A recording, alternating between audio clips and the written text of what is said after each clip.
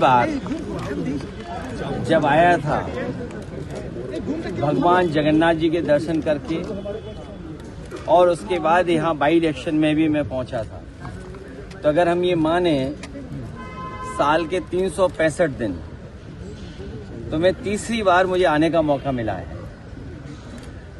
और उस समय जब बाई इलेक्शन था तो मैंने एक बात मंच के माध्यम से जनता के बीच में रखी थी कि हम पीडीए का पेड़ लगाने आए हैं और हमें उम्मीद है उड़ीसा की जनता, जो उनका पुराना समाजवादी आंदोलन रहा है, इसमें नेताजी और यहाँ के बहुत बड़े नेता बीजू पट्टनायक जी और तमाम समाजवादी विचार के लोग साथ आकर के एक बड़ी ताकत बने थे। हमारी कोशिश होगी कि पीडीए को हम लोग आगे बढ़ाएं, साथ ही साथ उड़ीसा हम लोग आते रहेंगे। बीजेपी से जो लड़ने वाले दल हैं, बीजेपी जब पूरे देश में एक्सपोज होगी तब दिल्ली से हटेगी।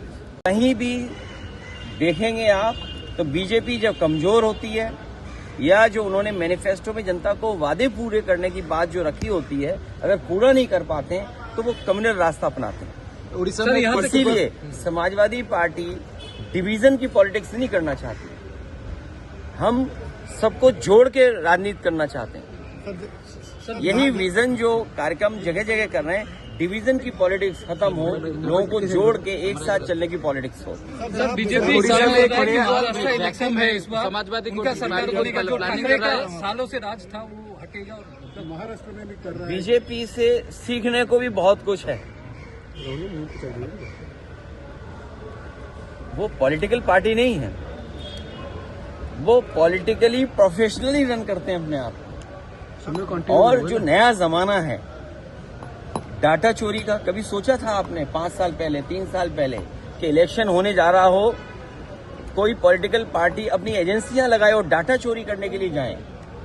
तो ये नए तरह की चीजें हैं। प्रोफेशनल पॉलिटिक्स करती है बीजेपी प्रोफेशनल गिनती करके डेटा पे एक एक बिंदी बैठा करके तब फैसला लेते हैं। इसलिए जिसको हराना है बीजेपी को, उसको उसी तरीके से तैयारी करनी पड़ेगी।